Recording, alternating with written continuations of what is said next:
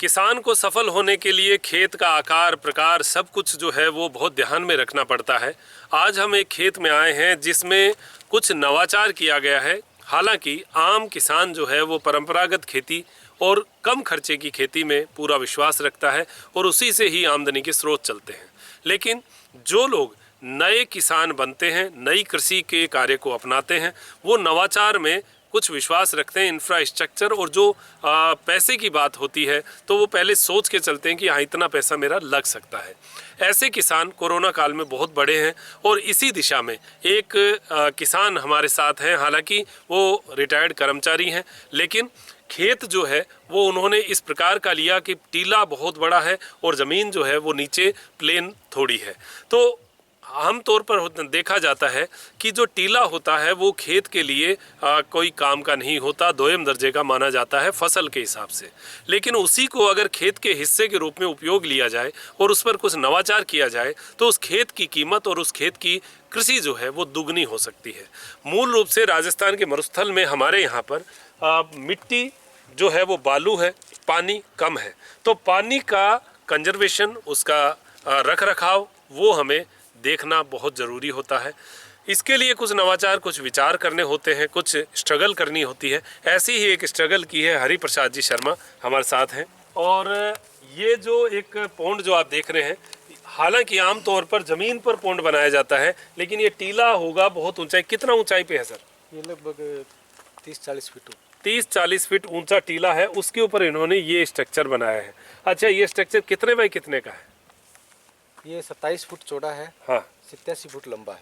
अच्छा, और इस पे आपने पाइथन भी दिया है इसका? और ये इसका कैचमेंट एरिया है, कैचमेंट बारिश का पानी इसमें आ जाए। हाँ, और उसके बाद में इससे, चूंकि ये हाइट पर है, हाँ, तो इससे नीचे डिलीवरी लाइन यहाँ से निकाली गई है। हाँ। और उससे हम फुहारे से सिंचाई कर सकते हैं। ये बनाने का कारण मैं आपको बता दूं कि मोटर 1.5 HP की है, सोलर से चलती है, लेकिन उससे फुहारे चलते हैं 4 या 5 या 6 फुहारे चलते हैं और वो कम ज़्यादा भी हो सकता है। बादल आ जाते हैं तो नहीं चल पाता है, ऐसी स्थितियां रहती हैं। आमतौर पर इस पर जो आपने इसको बनाया है, ये है एक तरीके से ऊर्जा का परिवर्तन, ऊर्जा बढ़ाने के लिए। यहाँ पानी भर के फिर इससे चलाए जाते हैं। तो कितने फुहारे चलते हैं इससे? इससे करीब 20 फुहारे तो मैंने एक बार चलाए थे, जरूरत के अनुसार जितने फुहारे मेरे पास उपलब्ध थे। हाँ, बाकी 15 फुहारे इसमें आराम से चलते हैं। मतलब आपने एक तरीके से 1.5 HP की मोटर को 5 HP या 10 HP में कन्वर्ट कर दिया बिना किसी बिजली के। 10 HP की अगर मोटर है तो वो 1.5 गुना फुहारे चलाती है जी। तो 10 HP के से ज़्यादा ही मानो इसका पावर जो है। ज़्यादा ही पावर है और इसका प्रेशर भी, क्योंकि ये 30 फीट ऊंचा टीला है तो इसका प्रेशर भी बहुत ज़्यादा है और बिजली की भी आवश्यकता नहीं रहती। बस एक बार पानी भर दीजिए, जब धूप हो पानी भर दीजिए, उसके बाद में जब भी काम में लेना आप ले सकते हैं। तो ये जो आपने ये स्ट्रक्चर बनाया, कितना खर्चा आया आपका और आपने रिटायरमेंट लिया उसके बाद में आपका क्या विचार बना कि ऐसा मैं कुछ करूँ? मेरा ये था कि अपने छोटे किसान हैं शुरू में, और सूखा इलाका है और कोई कृषि से उनकी अर्थव्यवस्था नहीं चलती जी, और प्रॉब्लम है, पढ़े लिखे भी नहीं है। हाँ। या तो मजदूरी करो और खेती का लालच भी नहीं छोड़ सकते, फिर टाइम से बारिश नहीं होती। तो मेरा ये था कि मेरे पास 5 बीघा ज़मीन है। रिटायरमेंट मैंने 5 साल पहले ले लिया इसी कार्य के लिए। तो मैं ये चाहता हूँ कि एक ऐसा प्रोजेक्ट तैयार करके मैं दिखाऊं कि भी इतनी लागत आएगी और इतनी लागत से इस 5 बीघा ज़मीन में और आप एक परिवार की अर्थव्यवस्था आराम से चल सकते हैं जी। तो अपने यहाँ मिट्टी कमज़ोर है, जलवायु है वो थोड़ी कठिन है, सर्दी में सर्दी ज़्यादा, गर्मियों में गर्मी ज़्यादा, और पानी है ही नहीं। तो अब इसमें पानी की उपलब्धता है कि इसमें बारिश का पानी है, ये करीब 3-3.5 लाख लीटर इसकी कैपेसिटी है। ये ऊपर वाला जो पोर्शन है इसकी लिपाई नहीं है अभी, ये लिपाई हो जाएगी, ये पूरा बढ़ जाएगा यहाँ तक। 3.5 लाख लीटर इसमें पानी आएगा। तो उससे अपन एक एरिया में, और चूंकि ये बारिश का पानी है इसलिए इसमें फलदार पौधे शायद हो सकता है कामयाब हो जाए, लेकिन मैं अभी कोशिश में है। अच्छा, ड्रिप से लगाएंगे तो पानी की थोड़ी सी और जो है इसका उपभोग है वो कम हो जाएगा। अच्छा, ये आपने जो ट्यूबवेल से आप इसको भरते हैं या जैसे बरसात का पानी नहीं हो तो फिर ट्यूबवेल का ही काम में लेना पड़ता है। तो आपको क्या लगता है कि डायरेक्ट अगर ट्यूबवेल से पानी देते और इससे पानी देते हैं उसमें कितना अंतर महसूस होता है? नहीं, इसमें एक तो ये है कि इसमें बारिश का पानी है, हाँ, और बारिश के पानी में ट्यूबवेल का पानी मिक्स हो गया तो फिर भी इसमें ये पानी की गुणवत्ता गुणवत्ता रहेगी। जी। दूसरी बात कि ट्यूबवेल जो है अगर हम ज़्यादा एचपी का लगाएंगे हाँ तो अपनी ज़मीन में पानी की मात्रा बहुत कम है। हाँ 5 एचपी 10 एचपी इस तरह की अगर मोटर लगाते हैं तो वो पानी की बाद में गुणवत्ता वैसी नहीं रहती है, और वो पैसे भी लग जाते हैं और वो स्कीम फेल भी हो जाती है। दूसरी बात कि ज़्यादा एचपी का अपन अगर मोटर लगा के करते हैं तो अपने को ऊर्जा ज़्यादा चाहिए, बिजली का बिजली कनेक्शन चाहिए। हम्म, अगर आप जनरेटर लगाते हो तो कॉस्टली पड़ेगा, सोलर लगाते हो तो वो भी उसके अकॉर्डिंग कॉस्ट उसकी बढ़ेगी।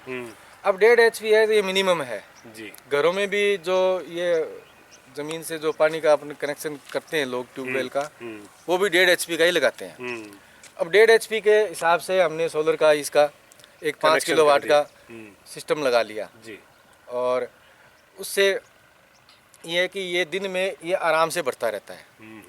ज़रूरत पड़ती है फसल को पानी देने में कम से मोस्टली मतलब 10 दिन में एक बार, जी। महीने में 3 बार। हाँ, अगर गेहूं हो तो 15 दिन में 20 हाँ। दिन में एक बार मान लीजिए। तो उतना पानी इसमें बारिश का जब बारिश आती है तो ये बारिश के पानी से भरा रहता है। और कैचमेंट एरिया भी आपका हाँ। बड़ा है। और जैसे ही अपने को सिंचाई के लिए चाहिए तो वो इसमें से जितना पानी घटता है उतना इसमें कुएं का मिलता जाता है। तो ये स्ट्रक्चर हमारा दिखाने का उद्देश्य ये था कि प्रेरणा मिले। क्यों मिले कि बिजली कम है, कनेक्शन एक, अगर किसान अभी इन दिनों में किसान बहुत बड़े हैं क्योंकि खेतों में गए हैं, छोटे खेत हैं। अब छोटे खेत के लिए आप 5 एचपी का कनेक्शन लेंगे तो इसका मतलब कृषि कनेक्शन लेना पड़ेगा। कृषि कनेक्शन लेने के लिए फाइल लगाएंगे तो 10 साल उसका नंबर आते लगेगा। तो क्या करे किसान? अगर आपके खेत में टीला है तो उसका सदुपयोग कीजिए। कैसे करेंगे? 1.5 एचपी 1 एचपी का आप कनेक्शन ले सकते हैं, उसको सोलर प्लेट से जोड़ सकते हैं, बैटरियों से जोड़ सकते हैं, उससे उसको भरते रहिए। बादल अगर कम है तो भी पानी थोड़ा बहुत बढ़ जाएगा, अगर कम ज़्यादा होके ये भर जाएगा कैसे न कैसे। 10 दिन में पानी चाहिए तो इतने रोटेशन में ये पानी से आपका टैंक भर जाए। आपके खेत के हिसाब से आप अपना टैंक बनाइए, उसमें पानी डालिए और उसकी आप एचपी यानी उसका पावर बढ़ा सकते हैं और आपका स्प्रिंकलर जो है उस प्रेशर से चल जाएगा। ये हमारा उद्देश्य था कि आप टीले को ऐसा ही नहीं समझे। खेत के लिए टीला बहुत महत्वपूर्ण होता है। आपके खेत का टीला जो है लगभग आधे खेत को घेर रखा है इसने। तो आप जो आगे खेत में करेंगे, क्या करने का प्लान है आपका? इसमें इस साइड में जो है 3 बीघा के करीब है ये। हाँ। टोटल 5 बीघा में से 3 बीघा ये इधर का है। हाँ। इसमें फलों का बगीचा लगाना मेन उद्देश्य है। इस तालाब को हाँ। इसका कि इसे बूंद बूंद सिंचाई का सिस्टम करके, हाँ। और ये जो बारिश का पानी है यही साल भर काम आ में जाएगा आ जाए। जी। और कुएं का ज़्यादा मिलाना नहीं पड़ेगा। जी जी जी। तो इसमें तो फलदार पौधे हैं जैसे चिक्कू है, आम, अमरूद, केले, पपीता, नींबू, जो यहाँ हो सकता अनार। है। नहीं, जो भी अपने को मतलब ये है कि जो सफल होगा हम ट्राई सारी करेंगे जी जी जी कि कितने लगते हैं कितने नहीं लगते हैं। जी। और इधर वाला जो पोर्शन है नीचे का, हम्म। उस पोर्शन में जो ट्रेडिशनल खेती है अच्छा, जैसे वो रबी खरीफ की है वो, और जो पेड़ पौधे लगाएंगे उसके बीच में जो जगह बचेगी उसमें कुछ जैसे मसाले, सौंफ, इस तरह की चीज़ें हैं वो छोटी छोटी क्यारी बना के। तो आपने बेस बना लिया है पहले। हाँ, पानी का बेस जरूरी था और आपने कहा पानी पहली ज़रूरत है और वो भी बरसात का मिले तो बहुत बढ़िया है। तो बहुत शानदार, आपने बहुत अच्छी बात बताई है। और आपकी जिस दिन यहाँ खेती होगी, यहाँ आपके फल लगेंगे, उस दिन भी हम रिकॉर्डिंग करने आएंगे। हमारी शुभकामनाएं आपके साथ। शंकरलाल जी महर्षि हमारे साथ हैं। आप टीचर हैं रिटायर्ड, और अभी जो हैं आप कल्चर के बारे में, खेती के बारे में बहुत अच्छा नॉलेज रखते हैं, राजस्थानी भाषा के बारे में बहुत अच्छा नॉलेज रखते हैं। तो क्या कहेंगे सर आप, इस प्रकार का स्ट्रक्चर जो है आज के किसान को कैसी आवश्यकता है? ये आदर्श है आज के किसान के लिए और ख़ास करके चूरू जैसी तहसील के लिए, क्योंकि हमारी तहसील में प्राय आधे से ज़्यादा में जिप्सम की परतें हैं नीचे, तो पानी खारा ही है। अब प्रश्न ये है कि पानी मूलभूत आवश्यकता है किसान के लिए। इसको हरिप्रसाद जी ने संजो करके इस तरह से एक नवाचार किया है, बधाई के पात्र हैं। हालांकि जैसा हरिप्रसाद जी ने बताया था कि ये जो जगह है इसको बनाने में उनको लगभग 7 लाख रुपए के आसपास खर्चा है लगभग। अब ये इसलिए आया कि ये कर्मचारी थे और किसानी जो है, खेती है, ये करने के लिए नए नए टीले, नया नया विचार इनके दिमाग में आया कि किस प्रकार खोदा जाए, ये इनको अनुभव नहीं था। तो उस चक्कर में क्या हुआ कि नीचे से खोदना शुरू किया, मिट्टी ढहती गई, फिर खोदते गए, फिर ढहती गई, यानी मजदूरी बहुत ज़्यादा पड़ गई। अब जो नया किसान होता है उसको ये खर्चे होते हैं, तो अगर ये अब कोई और किसान लगाए तो इनके अनुभव का लाभ ले सकता है। हालांकि जो पुराने किसान हैं उनको पता है कि उल्टी जो चिनाई जो है, उल्टी चिनाई जो है वो करते हुए आए तो मिट्टी जो है वो ढहेगी नहीं। ये कुएं का हमारा कॉन्सेप्ट था। पहले कुएं ऐसे ही खोदे जाते थे, पहले 4 फीट चिनाई, फिर नीचे खोदा, फिर चिनाई, फिर खोदा, इसी प्रकार का कॉन्सेप्ट होता था। तो वो कॉन्सेप्ट लगता है तो ये और ज़्यादा सस्ता पड़ सकता था। बाकी किसान जो है अपनी जैसी उपलब्धता है उस हिसाब से बना सकता है। जहाँ पत्थर है पत्थर का उपयोग करे, जहाँ मिट्टी है मिट्टी का ही उपयोग करे। कैचमेंट एरिया मिट्टी से बन सकता है, जो हमारे आसपास की जोड़ की मिट्टी होती है। बाकी कई लोग तो मिट्टी से गड्ढा ही तैयार कर लेते हैं, उसी गड्ढे का उपयोग करते हैं। बहुत सारे लोगों को मैंने देखा। तो इस प्रकार के जो नवाचार हैं वो हम आपके लिए लेकर आते रहेंगे। आप देखें इसमें ट्यूबवेल से जो है अभी पानी भी साथ साथ में भरा जा रहा है।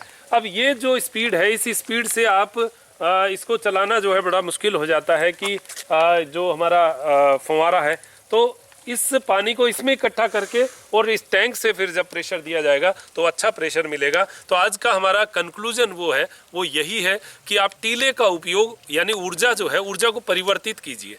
आपकी ट्यूबवेल की ऊर्जा कम है लेकिन आपके पास टीले की ऊर्जा तो है, यानी ग्रेविटी पावर। आप ग्रेविटी पावर का अगर उपयोग करेंगे तो किसान जो है खेत में पानी की तेजी बढ़ा सकता है। मैं बड़ी प्रैक्टिकल बात कर रहा हूँ, कोई भी किताबी बात नहीं है, कोई सीखी सिखाई ऐसा सुनी बात नहीं है। मैं देख के बता रहा हूँ। मैंने मेरे खेत में भी ऐसा ही प्रयास अब करना शुरू किया है और टीले के ऊपर हम भी ऐसी होज बनाकर एक खेत में काम ले रहे हैं और एक खेत में और लेंगे। तो ये टीले को ग्रेविटी के रूप में काम करके इस पावर का उपयोग कीजिए और अपने खेत को खुशहाल बनाइए। बिजली ना भी हो तो अपना काम चल जाएगा। तो ये एक बार का इन्वेस्टमेंट है। हालांकि सरकार इस योजना में कुछ पैसा भी देती है, तो वो आप देख लीजिए कि योजना के तहत करना है, खुद का करना है, वो आपकी खुद की मर्जी है। तो अब मेरे साथी नरेश जी शर्मा के साथ मैं डॉक्टर मनोज योगाचार्य लेता हूँ इजाज़त। त्रिनेत्र टीवी के लिए नमस्कार।